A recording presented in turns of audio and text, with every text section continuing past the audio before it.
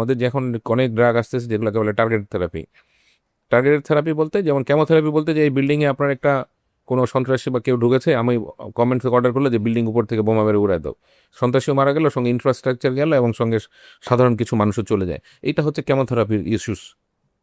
কিন্তু target therapy হচ্ছে যে আপনি আরেক বিল্ডিং থেকে একজন স্নাইপারকে দিলেন, ওনাকে দিয়ে বিভিন্নভাবে করে বিভিন্ন কোড টোডের মাধ্যমে যে কোথায় সন্ত্রাসী আছে লোকেট করলে তখন স্নাইপার দিয়ে তাকে টার্গেট করে মারা হলো, শুধু সন্ত্রাসীটাই মারা গেল, আর বাকি বিল্ডিং ইনফ্রাস্ট্রাকচার অন্য অন্য কারো কোনো ক্ষতি হলো না, এবং সেই টার্গেটেড থেরাপি দিয়ে হয়তো দেখা যাচ্ছে রোগটা কিওর হয়ে গেল। ঠিক আছে, তো এরকম টার্গেট থেরাপি কিন্তু কনিক মাইলেড লিউকেমিয়া একটা যেমন ডিজিজ আছে সিএমএল, আগে এটা ক্যান্সার, এখন কিন্তু সিম্পল একটা ট্যাবলেট, শুধু একটা ট্যাবলেট দিয়ে রোগী ভালো হয়ে যাচ্ছে। প্রতিদিন ডেইলি একটা ট্যাবলেট খেতে হয়, আগে অনেক দাম ছিল, এখন দামও কমে গেছে। এটা কিন্তু রোগীটা একদম পুরো ভালো, এর তাকে সারা জীবন হয়তো খেতে হবে, এটাও কন্ট্রোভার্সি আছে, তো খেতে হতে পারে না হতে পারে, বাট আমরা সাধারণত বলি খেতে হবে, এবং একটা ট্যাবলেট ডেইলি খাচ্ছে।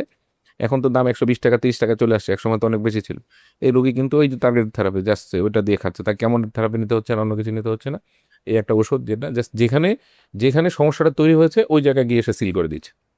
এটা দিয়ে আমাদের হচ্ছে সো বোন ম্যারো ট্রান্সপ্লান্টের পরে আমাদের যেটা চাই যে আমরা হচ্ছে যে টার্গেট থেরাপি যদি আসে এক সময় আমাদের যেগুলাতে আমরা দিই অ্যাকিউট লিউকেমিয়া বা এগুলোর ক্ষেত্রে হয়তো আমরা এক্সপেক্টিং যে নিয়ার ফিউচারে হয়তো টার্গেট থেরাপি আসবে, তখন হয়তো একটা ট্যাবলেট দিয়েই এই রোগীগুলো হয়তো ভালো হয়ে যাবে আর কি, এটা আমরা আশা করি।